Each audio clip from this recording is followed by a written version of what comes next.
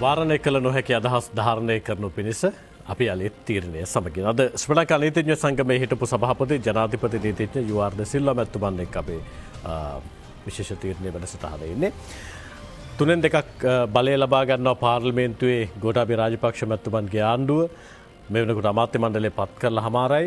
ඔවුන් පාර්ලිමේන්තු මහමැතිවරණ ප්‍රමුඛව සඳහන් කළේ අපි ව්‍යවස්ථා සංශෝධනයකට යනවා කියන කාරණේ. අපි මේ සාකච්ඡා කරමින් ඉන්නේ ව්‍යවස්ථා සංශෝධනයකට යනවා නම් කොහොමද ඒක සිද්ධ විය යුත්තේ, කොහොමද කරන්න සූදානමක් තියෙන්නේ කියන කාරණේ. අනෙක් පැත්තෙන් තුන්වන් ජනරාජ්‍ය ව්‍යවස්ථාවකට යනවා නම් ඒ තුල කොහොමද ක්‍රියාත්මක භාවය අපිට දකින්න පුළුවන් වෙන්නේ කියන කාරණේ සම්බන්ධයෙන් යුආර් ද සිල්වා මැතිතුමනි, අපේ රටේ 78 ව්‍යවස්ථාව තුළ සුළු ජාතීන් සම්බන්ධයෙන් වන මැතිවරණ ක්‍රමයේ යම් යම් ප්‍රතිපාදන නිර්මාණය කරලා තියෙනවා, සූදානම් කරලා තියෙනවා. අලුත් ව්‍යවස්ථාවකට යනවා නම් පහුගිය කාල සීමාව තුළ බොහෝ දෙනෙක් කියපු කතාවක් තමයි අර ප්‍රතිශතය අඩු කරාට පස්සේ පාර්ලිමේන්තුව නියෝජනය කරන සුළු ජාතීන්ගේ මන්ත්‍රී ප්‍රමාණය වැඩි වෙනවා. යම් යම් තැන්වලදී තීරණාත්මක අවස්ථාවල රටේ කුඩාම කණ්ඩායම් රටේ තීරණාත්මක බලවේගී බවට පත් වෙනවා කියලා ආණ්ඩු කරන්නේ බහුතර බලය තිබුණට සමහර වෙලාවට මහජාතියට ආණ්ඩු ක්‍රියාත්මක කිරීමේ සුක්කාන මාත්‍ර ගන්න සුළු ජාතීන්. අලුත් ව්‍යවස්ථාවක් නිර්මාණය වෙනවා නම් ඔබේ යෝජනාව මොකක්ද සුළු ජාතීන් සම්බන්ධයෙන් වන ක්‍රියාත්මක භාවය? අනිවාර්යයෙන්ම ඒ අඩු නියෝජනයක් තියෙන ජාතීන් වෙනුවෙන් ඒකට අවස්ථාව සැලසිය යුතුයි. ඒ ගැන කතාවක් නෑ. අපේම කට්ටිය විවේචනයක් නෑ. අපි විවේචනයක් නෑ. අපේම ජාති, අපේම ශ්‍රී ලාංකිකයන් ඔවුන්ට මේ ඒ ප්‍රදේශවල හැටියට නියෝජනයක් වෙන්න බැරි නම් ඒ සම්බන්ධ විශේෂ ප්‍රසාදයක් දිය යුතුයි. නමුත් ඒක තුල හුදෙක් ඒ නිසාම අනවශ්‍ය අය ඇවිල්ලා ඔබතුමා කිව්වා වගේ කේවල් කිරීමට තරම් සහ සුක්කානම අතදාරගෙන ඒ අයගේ හුදෙක් මේ ඒ ජනතාව වෙනුවෙන් නෙමෙයි, ඒ අයගේ බලපුලුවන්කාරකම සහ ඒ අයට වරප්‍රසාද ලබා ගැනීම පිණිස එසේ කරන්න ඉඩ දෙන්න නරකයි. ඒකට ඔය ප්‍රතිශතයේ පිළිබඳව නැවත සිතා බලන්න.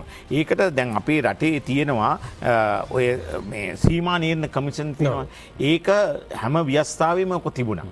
දැන් මුලින්ම තිබ්බේ මම කියන්නේ මුල තිබුණු ව්‍යවස්ථාවේ ජනරාජ්‍ය ව්‍යවස්ථාවෙත් එක තියෙනවා, 78 තියෙන එකෙත් තියෙනවා. දැන් මේ වර්තමානයේදීත් අපි ඒ ප්‍රතිපාදනයේ තියෙනවා. ඒතකොට ඒක සම්බන්ධව පැහැදිලි සංඛ්‍යා ලේඛන දත්ත අරගෙන අපි ඒ සීමාවල් අරගෙන දැන් එක කාලයකදී කිව්වා මේ දෙක එකතු කරන්න ඕනේ. ඒක සම්පූර්ණ වැරදි. එහෙම කරන්න බෑ. ඒක එතකොට අපි ඒකීයභාවයක් නෙමෙයි එතන තියෙන්නේ. ඒ නිසා ඒ අය ඒ විදිහට තියෙනවා අපේ පළාත් ඒ විදිහටම.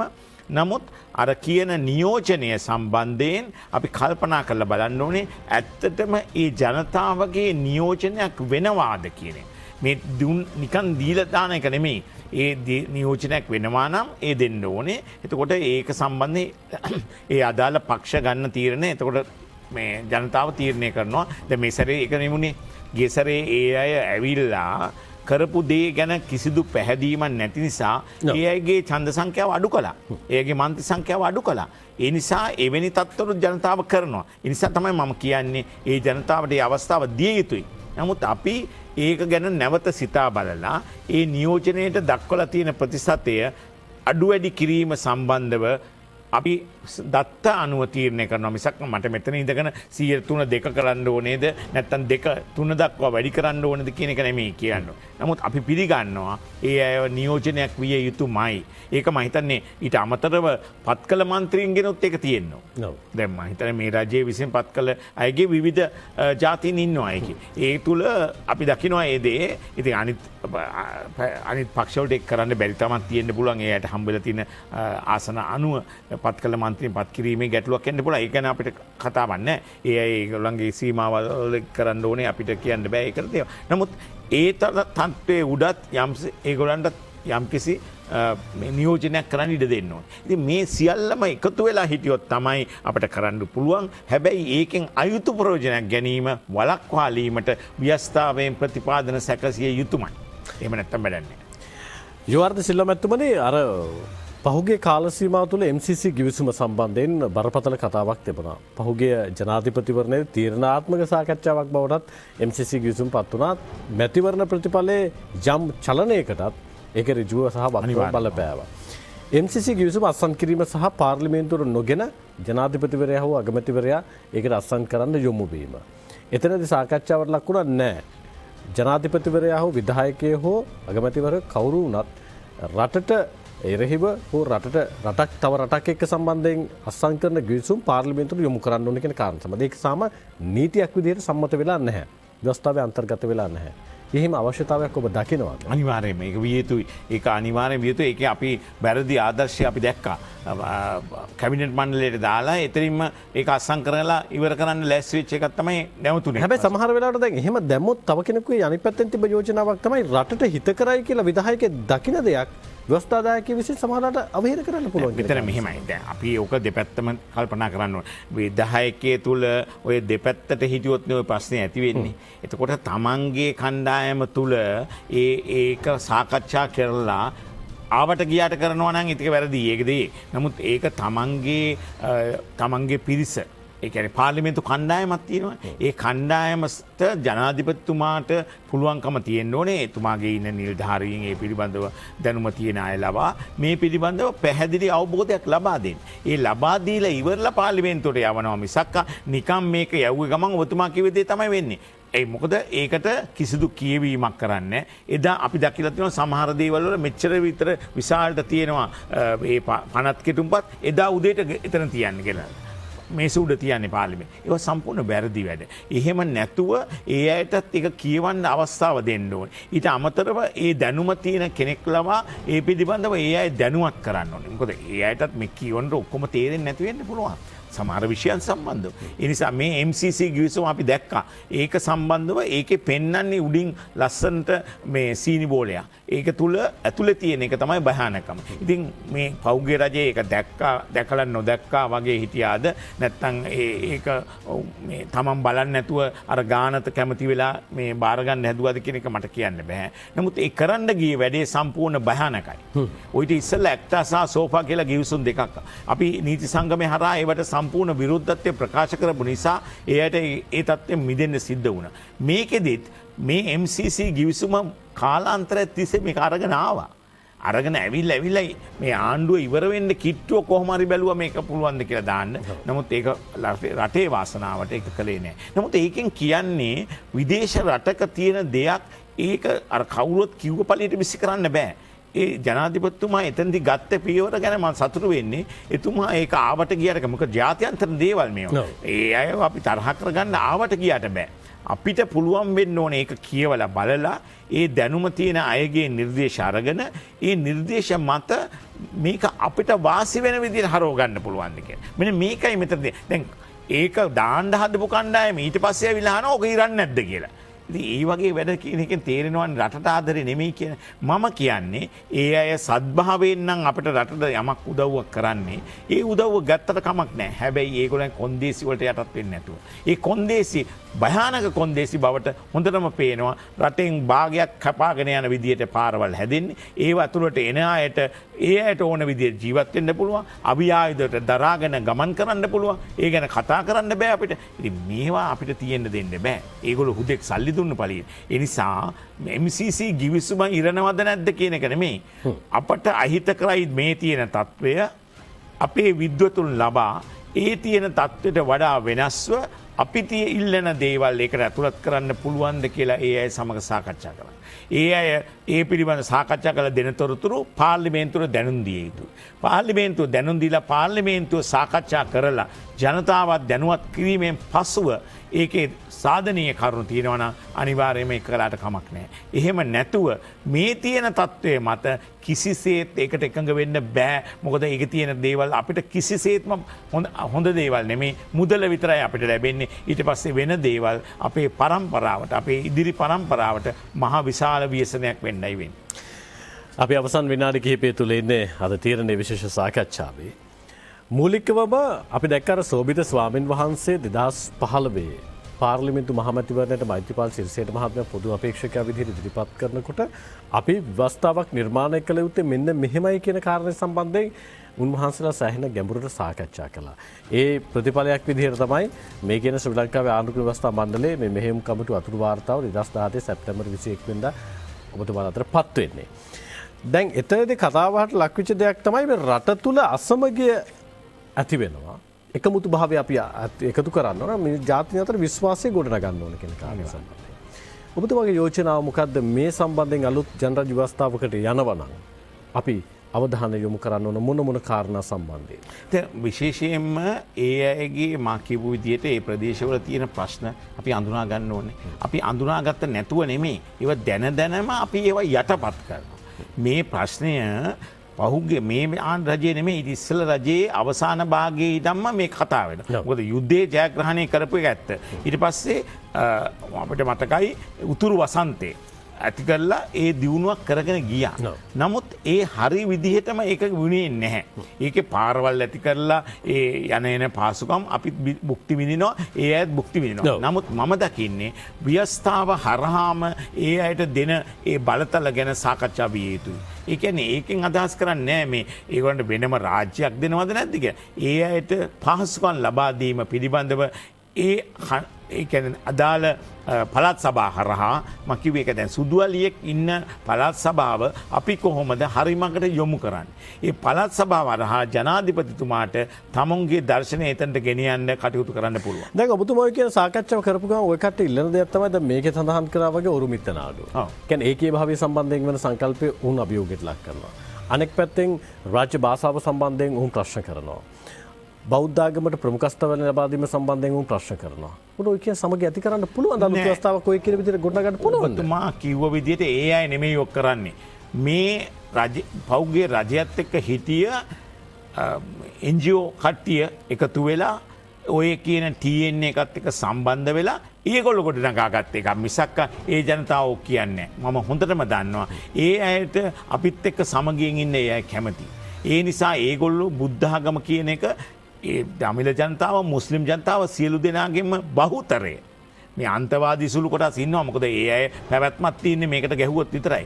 ඒ අයගේ පොදු මතය අපි සියලු දෙනාම එකතු වෙන්න යුතුයි. නමුත් බුද්ධ ආගම අදහන පිරිස වැඩි නිසා ඒ බුද්ධ ආගම ප්‍රමුඛස්ථානය දෙන ගමන් අපේ ආගම් සම්බන්ධයෙන් ඒ අයට නිසි තැන ලබා දෙනවා. ඒ අයගේ ආගම අගය කරනවා. ඒ අයට පහසුකම් තියෙනවා ඒ වගේ කරලා ඒ අදහන්න. ඒ ක්‍රමය මේක ඇතුළත් වෙනවා. එතකොට ඒගොල්ලෝ ඉල්ලන්නේ මේ භාෂා දෙකෙන්ම ගීත කියවන්න ඕනේ. ඒ වගේ පටු තරම දේවල් වලට යන්නේ නැහැ. ඊළඟට ඔරුමිත්ත නාඩු කියන වචනෙන් තමයි මේගොල්ලෝ මේ යන්නේ. ඒකීය රාජ්‍ය කිව්වහම ඒ අයට පෙන්වන සංකල්පයක් උඹලට මුකුත් හම්බ වෙන්නේ නැහැ. හරිද? මේගොල්ලෝ විතරයි මේක කරගන්නේ. ඒ නිසා සටන් කරන්නේ. ඒ වගේ ඒ මිනිස්සු ඒවා විශ්වාස කරනවා. ඒ තත්ත්වය ටිකින් ටික දැන් මිදෙන බව පෙනී යනවා. ඒ නිසා මේ තත්ත්වයේ උඩ ඒකීය රාජ්‍ය කියන වචනෙට ඒගොල්ලෝ බයක් වෙන්න හේතුවකුත් නැහැ. අපි පිළිගත යුතු දෙයක්. හැබැයි භාෂාව ඒගොල්ලන්ට දීලා තියෙනවා. ඔබතුමා දන්නවා උතුරු නැගෙනහිර කලාපයේ දෙමළ භාෂාවෙන් සියලු දේවල් කරනවා. නමුත් අපි වැරද්දක් කරනවා. මොකද ඒ අයට යමන ලියුම් රාජ්‍ය සේවය හෝ වේවා පෞද්ගලිකව හෝ වේවා මම හොඳටම දන්නවා බැංකුවගේ මගේ ඔවුන් ගම්ගුණ කරන්න දෙන්නේ තැනදී බැංකුවට ගියාම ඔවුන්ට ඒ භාෂාව පිළිබඳ ලේඛනයක් නැත්තම් මොන අත්අඩංගුවක්ද වෙන්නේ?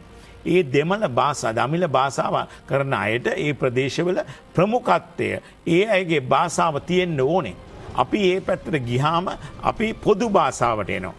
එතනදි කටයුතු කරනවා. සමහර වෙලාවට අපිට සතුටුයි ඒ ඉන්න ජනතාව අපේ භාෂාවෙන් කතා කරනවා. ඒ තත්ත්වයට අපිට ඒ විශ්වාසය ඒගොල්ලෝ දෙනවා.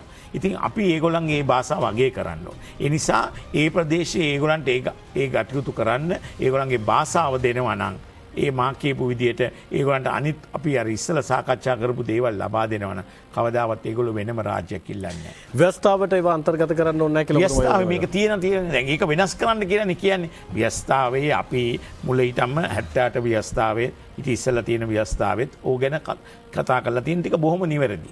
ඊට පස්සේ ඒගොල්ලන්ගේ මූලික අයිතිවාසිකම් සම්බන්ධයෙන් ওই ව්‍යවස්ථාවට අලුතෙන්ම 78 ව්‍යවස්ථාවේනේ 10 ඉඳන් 17 වෙනකම් වෙනම පරිච්ඡේදයක් එකට ඇතුළු කරේ. ඒක ඉතා වැදගත් දෙයක්. ඉතින් ඒවා වෙනස් කරනකොට කියලා ඕවා ඔක්කොම විසි කරනවා නෙමෙයි. ඒවා අපි අගය කරන්න ඕනේ. ඒ නිසා ඒ අයට මම තව දෙයක් කියනවා. ඒ අයට ඒ ප්‍රදේශයේ අභියාචන අධිකරණයක් වෙනම පිටවන්න ඕන. මේ අභියාචන අධිකරණය කොළඹට සීමා කළා හරියන්නේ නැහැ. මොකද ඒ මිනිස්සුන්ට එහෙ ඉඳන් උතුරු නැගෙනහිර ඉන්න අයට කොළඹට අභියාචන අරගෙන එන්න කියලා කියන එක අසාධාරණයි. ඒ නිසා අභියාචන අධිකරණයේ සංඛ්‍යාව වැඩි කරලා අභියාචන අධිකරණයක් පළාත් මට්ටම දැනටමත් කරනවා පළාත්බද මහාධිකරණ තියෙනවා. එතකොට ඒ පළාත්බද මහාධිකරණයට ඒගොල්ලන්ට යන්න පුළුවන් එතෙක් වෙනකම්. ඊට පස්සේ එතනින් එහාට යන සිවිල් නඩුවල වේවා අපරාධ නඩුවල වේවා අභියාචනාධිකරණ අනිවාර්යයෙන්ම එහෙ පිහිටවන්න ඕනේ. එතකොට ඒගොල්ලෝ දන්නවා අපි වෙනුවෙන් අපි මධ්‍යම ආණ්ඩුව මේ පාලක පක්ෂය අපි වෙනුවෙන් දෙයක් කරනවා කියලා. එතකොට ඒගොල්ලෝ සතුටු වෙනවා. ඒ සතුට තමයි අපි කෙරෙහි විශ්වාසය තියන්නේ. අපි විශ්වාසය ඇති කළොත් මේ දැන් යුද ජයග්‍රහණය කර සතුටු වුණා වගේ නෙමෙයි අපිට පුළුවන් ඒ සංහිඳියාව ඇති කරන්න. එතකොට ඔය කියන බරපතල ගැටලුකාරී තත්ත්වයන් අලුත් ව්‍යවස්ථාවක් තුළ උද්දීපනය වෙන්නේ නැහැ. නෑ අවශ්‍ය ඉල්ලන්නේ නැහැ ඔය කියන එක. ඒගොල්ලෝ ඉල්ලන්නේ නැහැ. ඒවා දැන්ටත් තියෙන ඒවා නැති කරන්න කියලා තමයි මේ ඉන්න කොළඹ කට්ටිය ඉල්ලන්නේ. කොළඹට සීමා වෙච්ච එහි නියෝජනය කරමින් කියලා ඇවිල්ලා කොළඹට සීමා වෙච්ච සහ සමහර වෙනම NGO කට්ටිය. ඒ අය නිසානේ ඔය රංජන රාමනායක කතා කළේ. ඔබතුමා දන්නවද නඩු විනිශ්චයකාරවරු 90% දූෂිතයි කියලා කිව්වේ පිටරටින් යෝජනාවක් ආවා. ඔබලගේ විශ්වාස කරන්න බෑ අපිට විනිශ්චයකාරවරු අධිකරණ පද්ධතිය අපේ විදේශ විනිසුරන් අපි වන්න ඕනේ. අපි තරයේම විරුද්ධ වුණා එකට. ඒ වෙලාවේදී ඒ තත්ත්වය නැති කරන්න මේ පුද්ගලයා හඬක් නගන්න හැදුවා. මේකට ප්‍රතිචාර දක්වලා මෙයා පාර්ලිමේන්තුවේ ගැන කතා කරනවා, එළියට ඇවිල්ලා කතා කරනවා. එතකොට යම් සිද්ධි පෙන්නනවා. ඕනෙම සමාජයක ඕනෙම වෘත්තියක අනවශ්‍ය පුද්ගලයෝ ඉන්නවා. ඒ අය අපි තියාගෙන ඉන්න නරකයි. ඒ අයට විරුද්ධව විනයානුකූල පරීක්ෂණ කරලා ඒ පිළිබඳව වහාම ක්‍රියාත්මක වෙන්න ඕන. ඒවා අධිකරණ සේවා කොමිෂන් සභාව සහ ශ්‍රේෂ්ඨ අධිකරණය ගැන ක්‍රියා කරන්න ඕන. ඒවෙන් කරනවා. නමුත් ඒක නැතුව මේ පුද්ගලයා තනිව ඉඳගෙන ලෝකෙට පෙන්වන්න හදනවා අපිට විනිශ්චයකාරව අවශ්‍යයි. අන්න ඒ තත්ත්වය නැති කරන්න පියවර ගන්නගත්ත හොඳම දෙයක් තමයි අපේ විනිසුරුවන් එහෙට ගිහිල්ලා ඒ පිළිබඳව ක්‍රියා කරන්නේ. දැන් සමහර වෙලාවට අපේ රට ඉස්සරහට අරගෙන යනකොට අපි දැක්ක පහුගිය කාල සීමාව තුළ පාර්ලිමේන්තුව විසිරුවා හදනවා ගෝඨාභය රාජපක්ෂ මැතිතුමා එතුමට නෛතිකව බලය හිමුණු පළමු අවස්ථාවේ. එතනින් පස්සේ අවිනිශ්චිතතාවයක් රට ඇතුළේ නිර්මාණය වෙනවා. ඒ තමයි කොරෝනා ව්‍යාප්තියත් එක්ක. ඒක රටේ විතරක් නෙවෙයි මුළු ලෝකෙටම බලපෑවා. එතනදී ජනාධිපති පුටුවේ හිටියේ ගෝඨාභය රාජපක්ෂ මැතිතුමා හින්දා බොහෝ වෙලාවට ඒක ව්‍යාප්ත වීම පාලනය කරගත්තා. පාර්ලිමේන්තුවක් නැතුව රට ඉස්සරහට අරගෙන ගියා. මේ අවිනිශ්චිතතාවයක් නිර්මාණය වෙච්ච වෙලාවක් නේ. හැබැයි එතන වෙන කෙනෙක් කවුරු හරි කියනවා කොහොම වේද කියන කාරණේ පිළිබඳව අපිට නිශ්චිතව කියන්න බෑ. ඒක වෙන්නත් පුළුවන්, නොවෙන්නත් පුළුවන්.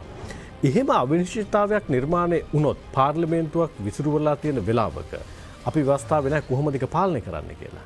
අලුත් ව්‍යවස්ථාවක් නිර්මාණය කරනකොට තුන්වන අනුක්‍රම ව්‍යවස්ථා සංශෝධනයක් එනවා නම් නැත්නම් තුන්වන ජනරජ ව්‍යවස්ථාවක් එනවා නම් ඔබේ යෝජනාව මොකද්ද?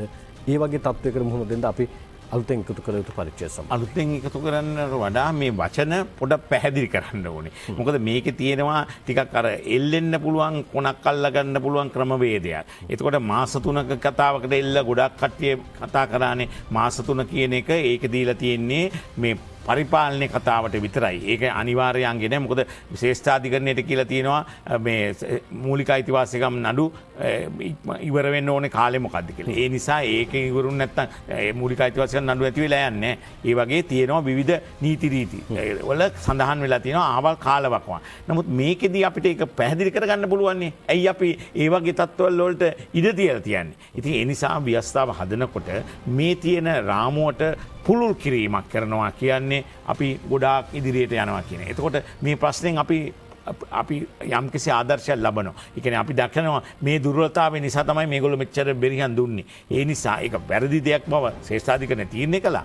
ඒ ක්‍රමය හරි නෑ කියලා ජනාධිපතිතුමා කරගෙන ගිය ක්‍රමය නිවැරදි කියන ප්‍රතිපත්තියට අන්තිමට එන්න සිද්ධ වුණා. නමුත් එතකන් දැන් ඒ කතාව කරන්න පෙරමුණේ ඒ අයට අර තත්ත්වයේ උද්ගත වෙන විදියට නීතියෙන්ම ඉඩ සලසලා තිබුණා. ඒක වළක්වන්න මේ අලුත් ව්‍යවස්ථාව හදනකොට හැකියාව තියෙනවා. ඒකට තව කරුණු ඇතුළත් කරන්න හැකියාව තියෙනවා. ඒ ඔබේ යෝජනාව මාස 3 කියන එක දීර්ඝ කරන එකද නැත්නම් අනිවාර්යයෙන්ම ඒ මාස 3 කියලා තියෙන එක අනිවාර්ය නොවේ කියන එකයි. එතන බාරකාර රජයක් නිර්මාණය කිරීම සුදුසු කියලා ඔබ යෝජනා කරන්නේ. බාරකාර රජය තමයි කරගෙන ගියේ දැන්. ඒ කියන්නේ ඒ කැබිනට් මණ්ඩලය ඒ විදිහටම යනවනේ. ජනාධිපතිතුමාට දීන බලතලවල ප්‍රශ්නයක් තොතන්දි මේ මුදල් ගැනීම ගැනනේ. රට පාලනය කරගෙන ගියාට කමක් නැහැ. ඒගොල්ලෝ කියන්නේ. නමුත් මුදල් ගන්න බෑ කියලා වට්ටන්න හැදුවේ. නමුත් ඒ වෙලාවේදී මුදල් ගැනීමේ බලය ප්‍රායෝගිකව කල්පනා කරලා ජයවර්ධන ජනාධිපතිතුමා ව්‍යවස්ථාව හදනකොටත් මේක දාලා තිබුණා. මේ අලුතෙන් ගෙන අපි ගන්නෙ. ඉතින් ඒකෙදී අර වචනවල තියෙන හරඹයක් මෙතන වුණේ ඒ හරඹයට ඉඩ තියන්නේ නැතුව අපි කියනවා අපේ නීතියෙන්ම ඒවට ඉඩ තියන්න නරකයි කියලා. එතකොට හරි විදියටම දකින්න පුළුවන් විදියට ඕනෑම පුද්ගලයෙකුට කියවලා තේරුම් ගන්න පුළුවන් විදියට මේ වගන්ති හදන්න බැරි කමක් නැහැ. අපිට වෙලා තියෙන්නේ මොකක්ද දන්නවද? අපි පනතක් හදන්න යනකොට ඒක රැයින් කරන්න හදනවා. අපි දන්නවා නීති කෙටුම්පත් දෙපාර්තමේන්තුවේ ඉන්න අය කොයිතරම් වෙහෙසකාරී කටයුතු කරනවද කියලා. ඒ මිනිස්සු ගෙනල්ලා කාමරයක් තුල තියලා ඒ ඇමතිවරයාට ඕන දේ කියලා මේක හදනවා. කියලා ටක් ගාලා ගෙනල්ලා සම්මත කරනවා. සුමාන 2-3 යනකොට ඒක ආයේ සංශෝධනය කරනවා. එහෙම නැතුව අපි ක්‍රමානුකූලව ටිකක් කල්පනාවෙන් දැන් මේ කලබලයක් නැහැ අපිට. ඒ නිසා අපිට ප්‍රථම පියවර හැටියට ඉක්මකාරීව කරන්න ඕනේ මේ තියෙන මේ 19න් වෙච්ච විකෘති තත්ත්වය ක්‍රමානුකූලව ඉවත් කරනවා. ඒක හොඳ දේවල් තවදුරටත් ශක්තිමත් කරනවා. ඒ අතරතුර ව්‍යවස්ථා දායකයක් සභාවක් හදලා ඒ පිළිබඳව පුළුල් ලෙස සාකච්ඡා කරලා මේ දැන්ත කරලා තියෙන එකෙන් යම් අඩුපාඩු තියෙන ඒවා අරගෙන ඒගොල්ලෝ නැති කරන්න හදපු ඒවා ඉවත් කරලා මේ අපි මෙතෙක්කල් අනුගමනය කරපු දේවල් වල හොඳ දේවල් ටික ඇතුළත් කරලා අපිට වඩාත් ඉදිරියට යන්න පුළුවන් සාධනීය කරුණු මේ නව ව්‍යවස්ථාවට ඇතුළත් කරන්න විද්වතුන්ගේ සහාය ලබා ගත්තොත් මම හිතන්නේ මේක අපිට සාර්ථකව කරන්න පුළුවන්. පහුගිය කාල සීමාව තුළ පත්කිරීම සම්බන්ධයෙන් උත් යුවර්ධ සිල්වා මැතිතුමා කතා කළා. ජනාධිපතිතුමාට මේ පත්කිරීම සිද්ධ කරන්න පුළුවන්ද පාර්ලිමේන්තු විසිරුවලා තියෙන කාල සීමාව තුළ කියන කාරණය සම්බන්ධයෙන්. මොනවාද පත්කිරීම? අමාත්‍යංශ ලේකම්වරුන් පත්කිරීම සම්බන්ධයෙන් සමහරවිට ජනාධිපතිවරයාට නිලයෙන්ම ලැබිලා තියෙනවනේ යම් පත්කිරීම සිද්ධ කරන්න.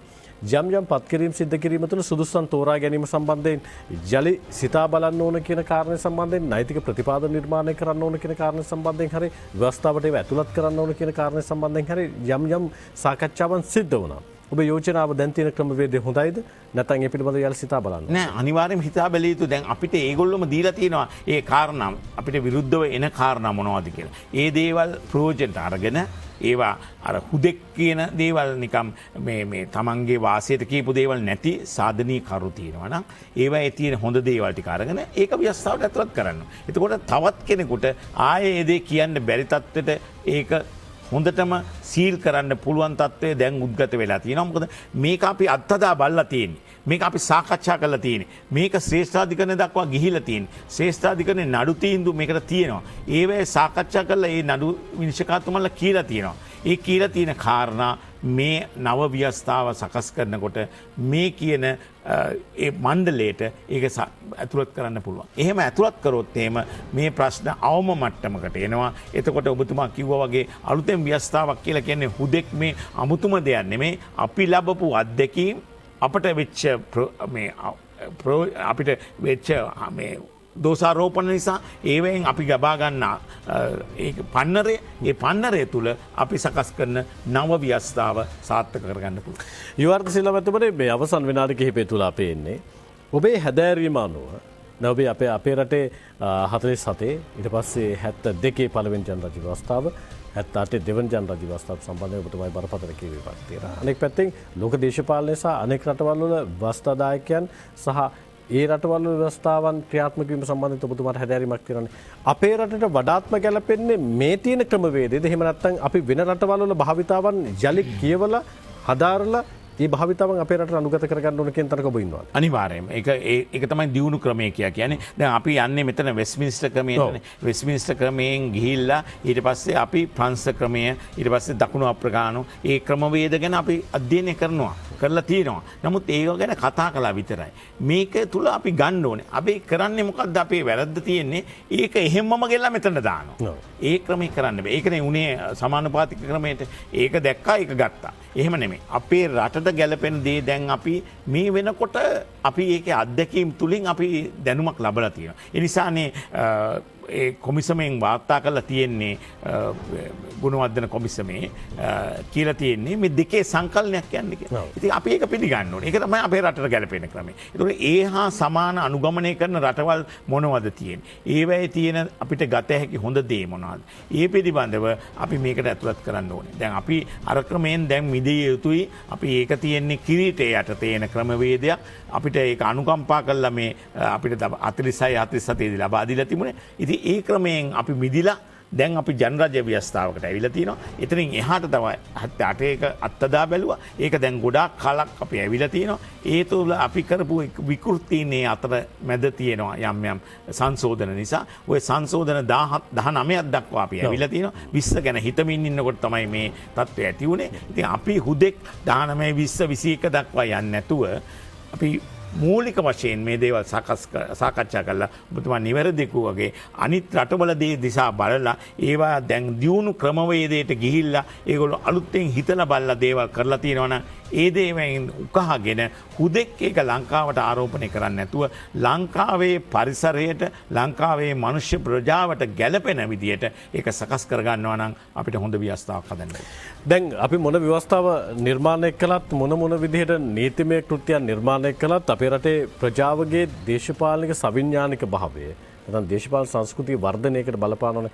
මේ මහමැතිවරණයත් එක්ක ඔබතුමාලාගේ හැදෑරීමක් එක්ක අපි යම් විවේචනයකට આવොත් යම් සාකච්ඡාවකට આવොත් දේශපාලන සංස්කෘතිය වර්ධනයක් දකින්නවද නැත්නම් අපි තාම ඉන්න තැනමද ඉන්නේ අලුත් ව්‍යවස්ථාවකට යනවා නම් මේ තියෙන දේශපාලන සංස්කෘතිය වර්ධනයක් අවශ්‍යයිද? අනිවාර්යයෙන්ම මේ වර්ධනයක් අවශ්‍යයි. නමුත් පෙර තිබුණාට වඩා ඉදිරියට ඇවිල්ලා තියෙනවා. ඒ මිනිස්සුන් ආවට ගියට රවට්ටන්න බැහැයි කියන සංකල්පය උවමනාටත් වඩා ඉදිරියට පැමිණලා තියෙනවා මිනිස්සු. ඉතින් ඒ නිසා සාක්ෂරතාවය අතින් අපි හොඳයි කීක හිටිය විතරයිනේ. අපි දැන් බැලුවාම තේරෙනවා ඒ අයට මේ කියන දේ තේරුම් ගැනීමේ හැකියාවක් තියෙනවා. ඥානය වර්ධනය වෙලා තියෙනවා. ඒකට අපි සතුටු වෙන්න ඕනේ. අපි පුළුවන් තරම් ඒවට බාධා වෙන දේවල් යම් විදියකින් රට තුළ තියෙනවා නම් විශේෂයෙන්ම අපේ තරුණ පරම්පරාව මද්ද්‍රව්‍ය උදරින් නැති කරන. ඒ ක්‍රමවේදී ඇත්තටම හොඳ පුද්ගලයෝ කොටසක් නේ මද්ද්‍රව්‍යයට යන්නේ. ඒකට දැන් මෙතුමාගේ ওই මා කියපු කොටසේ තියෙන පුනරුත්ථාපනය ගැන විශේෂයෙන් සලකලා. ඒකට වෙනම අමාත්‍යාංශයක් අද පිහිටෙව්වා. ඒ කියන්නේ බන්ධනාගාර සම්බන්ධයෙන් පමණින් තිබ්බේ. දැන් මේකට ඇතුළත් කරලා තිනවා පුනරුත්ථාපනය කිරීම සඳහා. මම එතන ඉන්නවා මේ ඉන්න අයව බන්ධනාගාරයට නොයවා මේ කියන මද්ද්‍රව්‍ය වලට ඇබ්බැහි වෙලා ඉන්න අයව බන්ධනාගාර නොයවා ඒ අය පුනරුත්ථාපනය කළා. ඒ අයට අධ්‍යාපනයක් ලබා දෙන්න ඕනේ. මේ අධ්‍යාපනය අර අපි කියන මුදල් වලින් අඩු ජීවන රටාවක් ගත කරන පුද්ගලයන්ට අධ්‍යාපනය නැමතිකම නිසා තමයි ඔවුන් ඒ වගේ වැරදි වැඩවලට යෙදෙන්නේ. ඒ අයවත් සමිඥානගත කළොත් එහෙම ඒ අයටත් හිතන්න පුරුදු කරගත්තොත් ඒ අය ආවට ගියාට ඡන්දෙ ගහන්න එන්නේ නැහැ. මේ සමාජ ක්‍රමයට ඒ අය අපිට අවශ්‍යයි. ඒ අපේ කොටසක්. ඒ නිසා ඒ අයටත් ඒ දැනුම ලබා දීලා මේ මද්ද්‍රව්‍ය උදරට වුන් යොමු වෙන එක නවත්තලා ඒ යොමු වුණා නම් යම් කිසි පිරිසක් ඒ අය පුනරුත්ථාපනයෙන් ලක් කරලා ඒ දැනුම සම්භාරය වැඩි කළොත් මම හිතන්නේ මීට වඩා වැඩි ප්‍රයෝජනයක් ඒ අයගෙන් ගන්න පුළුවන්. ඔබ නීතිඥයෙක් අධිකරණ අමාත්‍යාංශයට පත් කිරීම සම්බන්ධයෙන් ඇමතිවරයා පත් කිරීම සම්බන්ධයෙන් හෝ ඔය විශේෂපතේ ගැසට් කිරීම සම්බන්ධයෙන් ඔබේ තියෙන විවේචනය මොකක්ද? විවේචනය නෙමෙයි මට සතුටුයි. මම දැකපු පළවෙනි අවස්ථාව මේ දේ. මොකද මට ගැසට් එක දැක්කහම මට හරි සතුටක් ඇති වුණා. මොකද මම බලාපොරොත්තු වෙච්ච ක්‍රමවේදයකට මේක ගමන් කරනවා. මට ලොකුම උවමනා තියෙන ඩිජිටල් තාක්ෂණය හරහා ඉදිරියට යන්න. ඒකට අපිට පුළුවන් හැටියට යම් දේවල් කළා. නමුත් ඒක කරගන්න ඉදිරියට යන්න බැරි වුණා. නමුත් මේ පත් වෙලා ඉන්න ඇමතිතුමා මාත් එක්ක නීති සංගමයේ සමග කටයුතු කරපු කෙනෙක්. මම සභාපති වෙලා ඉන්නකොට එතුමා උපසභාපති. මම ලේකම් වෙලා ඉන්නකොට එතුමා භාණ්ඩාගාර. ඒ නිසා අපි අතර තියෙනවා සම්බන්ධතාවය. මට හිතෙනවා මගේ දැනුම එතුමා ප්‍රයෝජනට ගනී කියලා මේ තත්වයෙන් ජනතාවට වඩාත් ක්‍රියාකාරීව සහ ජනතාව අගය කරන නීති ක්‍රමවේදයකට අපිට යන්න පුළුවන් වෙයි කියලා මගේ කල්පනාව තියෙනවා. ඒ නිසා මම හිතනවා මේ හොඳ පත්වීමක්. මේ පත්වීමට ගැන අපි සතුටු වෙනවා. ජනාධිපතිතුමාට ස්තුතිවන්ත වෙනවා. මම හිතන්නේ අපේ සහයෝගය සම්පූර්ණයෙන් ඒ වෙනුවෙන් ලබා දෙනවා. නීතිත ප්‍රජාවගේ බහුතරයක් ඒ වෙනුවෙන් කැමැත්තෙන් ඉන්නවා. ඉතින් අපිට පුළුවන් වෙයි ජනතාවට විශේෂයෙන්ම මා කල්පනා කරන තව දෙයක් තමයි නීති ආධාර කියන එක. මේකට ජනතාව වැඩිවැඩියෙන් මේකට ගොමු කරලා ඔවුන්ගේ සෝපත් කරන්න ඔවුන්ගේ හඬට සමන් දීලා ඔවුන්ගේ ප්‍රශ්නවලට ලබා දෙන්න විසඳුම් ජ්‍යෙෂ්ඨ නීතිඥවරුන්ට නොමිලේ ඒ පුද්ගලයන් වෙනුවෙන් පෙනී ඉන්න ක්‍රමවේදයක් සකස් කරන්න ඕනේ. එහෙම වුණොත් තමයි ඔවුන් විශ්වාසය ඇති කරන්නේ. ඒ නිසා ඒකට යන වැය පිරිසත් වැය ශීර්ෂයක් තියෙනවා. ඒ ශීර්ෂයට මේ කටයුතු කරයි කියලා මම හිතනවා මේ ඇමතිතුමා. ඒ අනුව අපිට පුළුවන් වෙයි ජනතාවට පෙන්눔 කරන් දෙන්න නීතිය කියන්නේ කළු කබාය පමණක් නෙමෙයි ඒවා තුළ සුන්දර මිනිසුන් ඉන්නවා කියලා. යුවර්ධ සිල්වා මැතිතුමනි මේ මගේ අවසන් ප්‍රශ්නය. දැන් අපි කතා කළේ 19 විකෘතියක් ඒක ප්‍රකෘතියක් කරන්න ඕන කියන කාරණේ. 72 78 ඊට පස්සේ 20 23 තුන්වන ජනරජ ව්‍යවස්ථාවක් සම්බන්ධයෙන් වෙන සාකච්ඡාව. ඔබේ යෝජනාව අනුව සමහරවිට පාර්ලිමේන්තුවේ 3-2 මේ වෙනකොට තියෙනවා කියන්න බෑ හෙට උදේ වෙනකොට යලි ගැටුම් ඇති වෙන්න පුළුවන්. සමහරවිට අවුරුදු 5ම කිසිදු ගැටුමක් නැතුව යන්න පුළුවන්. ඔබතුමාගේ කියවීම අනුව ඉක්මනටම අවශ්‍ය වෙන්නේ 19 සංශෝධනය කරලා 20ක් ගේන එකද? මම අවසන් ප්‍රශ්න විදිහට ඔබෙන් අහන්නේ 20 තුන්වෙනි ජනරජ ව්‍යවස්ථාවක් ගේන එකද? තුන්වෙනි ජනරජ ව්‍යවස්ථාවක් හදිසි කරන්න බෑ. සාමාන්‍ය ඔබතුමා විශ්වාස කරන්නේ කොච්චර කාලයක් අවුරුදු දෙකක්වත් යනවා කියන අඩුම ගානේ. අඩුම ගානේ. ඒකට ඒ කල දෙන්න ඕනේ. ඒ කල දෙලා මම කියන්නේ ඒ දෙක තුලින් කරන්න පුළුවන් නම් අපි ලොකු ජයග්‍රහණයක්. හැබැයි ඒක නිසා අපිට අනිත් දේවල් ඔක්කොම නවත්තන්න බෑ. ඒ සංශෝධන කරන්න ඕන දේවල් පිළිබඳව විශේෂයෙන්ම ওই 19 විකෘතිය පමණක් නෙමෙයි මේකෙම සඳහන් වෙනවා යල්පැනගේ නීති රීති වෙනස් කරන්න ඕනේ. ඔබතුමා අහුව සමහර දේවල් ව්‍යවස්ථාවට අයිති නෑ. ඒවා අපිට පුළුවන් අපේ තියෙන දිනදා නීතිවල විශේෂයෙන්ම ඔය කිව්ව විවිධ නීති එක අයට තියෙන නීති එකතු කරලා ගන්න. ඒකෝට තමාර නීතිවල තියෙන සුළු දඩ මුදල් තියෙන. මිනිස්සු hina වෙනවා ඒ සම්බන්ධයෙන්. ඒකෝට ඒවයි කිසිදු ප්‍රයෝජනයක් නැති දේවල් තියෙනවා. ඒ සම්බන්ධයෙන් සහ පුනරුත්ථාපනයට මුල් තැන දෙන නීති රීති ඇතුළත් කරන්න මේ කෙටි කාලය හොඳටම ප්‍රමාණවත්. මොකද දැන්ටමත් අපි ඒ ගැන කතා කරලා තියෙන නිසා.